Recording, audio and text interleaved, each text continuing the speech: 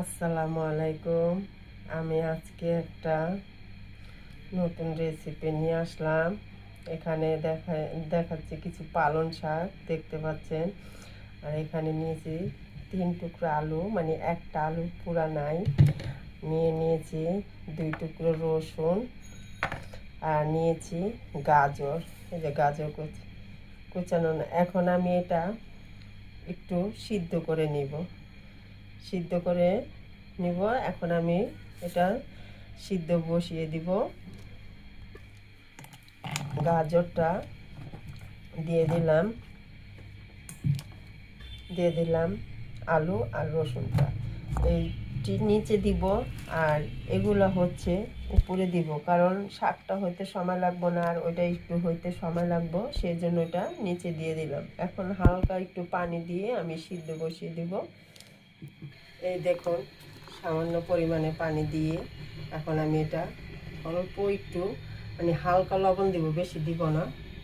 এই হালকা একটু লবণ দিয়ে আমি এখন সিদ্ধ বসিয়ে দিলাম, ঢেকে রেখে দিব। পুরা সিদ্ধ হয়ে গেলে তারপরে নামিয়ে নিব। দেখুন, সিদ্ধ করে নিয়েছি, একেবারে সিদ্ধ হয়ে গেছে। এখানে এই যে পালং শাকটা, ইচ্ছে করলে আপনারা পালং শাকটা আরও বেশি নিতে পারেন। এখন আমি এটা ব্লেন্ডার করে নিব। এই যে দেখুন, এখন ব্লেন্ডারটা করে নিব। আর এখানে পানি দিতে হবে না, যতটুকু পানি আছে ওই পানিটুকুই হয়ে যাবে। দেখুন, ব্লেন্ডার করে নিয়েছি। আমি প্রথম একটা বড় ব্লেন্ডারে নিয়েছিলাম, কিন্তু ওইটা একটু ডিস্টার্ব দিছে, তখন আর কি করব, ছোটটা নিয়েছি। আর দেখুন কতটা মিহিম হয়ে গেছে। এখন আমি এটা যে জিনিসটা বানাবো সেটাই এখন দেখাবো। এখানে নিয়েছি ময়দা। এখন এই ময়দাটাই দিয়ে আমি নাস্তাটা তৈরি করব। এখানে আপনাদের ইচ্ছে মতন যতটুকু তৈরি করবেন অতটুকু ময়দা নেবেন। তাই আমি এখানে ময়দা আর একটু দিয়ে দিলাম, এখন আর দিব না। এখন এটা একটু আমি তেল দিয়ে ভালো করে মেখে নিব। দিয়ে দিলাম স্বাদ অনুযায়ী লবণ, কারণ লবণটা ওই সবজির মধ্যে আমি খুব কম দিয়েছি, তাই এখানে স্বাদ অনুযায়ী লবণ দিয়ে দিলাম। আর দিয়ে দিব একটু সয়াবিন তেল। এটা দিয়ে ভালো করে একটু মেখে নিলাম। এখন আমি দিয়ে দিব সেই সবজির উপকরণগুলো।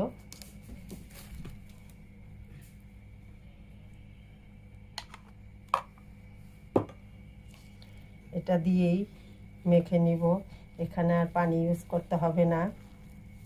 এটা হচ্ছে আমি লুচি তৈরি করব সবজি দিয়ে, সবজির লুচি, যেমন পালং শাক, আলু, গাজর, এগুলা দিয়ে একটা লুচি বানাবো। তাই এখন আমি একটা ভালো করে ডো বানিয়ে নিব। দেখুন, একটা ডো বানিয়ে নিলাম। এখন আমি এটি ছোট ছোট আকারে লিচি কেটে নিব লুচিটা বানানোর জন্য। দেখুন, আমি এই সাইজের করে নিয়েছি, আপনারা ইচ্ছে করলে ছোট বড় করতে পারেন। অনেকগুলো হয়েছে। এখন আমি এগুলা বেলে নিয়ে ভেজে নিব। আমি এখন এটা বেলে নিব।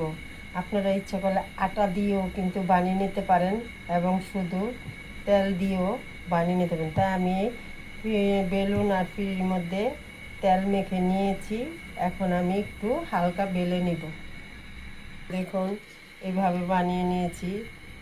গোল আকারে হয়নি পুরাটা, যে এখান দিয়ে একটু হয়েছে। এখন আমি তেলে ভেজে নিব এটা। এখন আমি লুচিটা দিয়ে দিব। তেলটা আগে বসিয়ে নিয়েছি আর গরম হয়ে গেছে।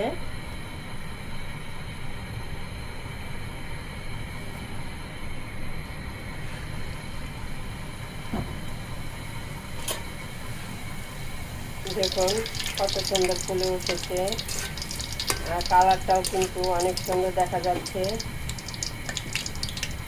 দেখুন কত সুন্দর হয়েছে, লুচিটা হয়ে গেছে। এখন আমি এটা উঠিয়ে নেব।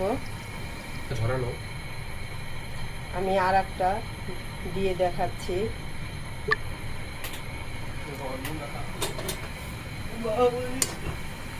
এই দেখুন, আর একটা দেখিয়ে দিলাম। লুচিটি কত সুন্দর দেখা যাচ্ছে, সবুজ সবুজ। এটাও হয়ে গেছে, এখন উঠিয়ে নেব। এভাবে আমি সবগুলো বানিয়ে নেব।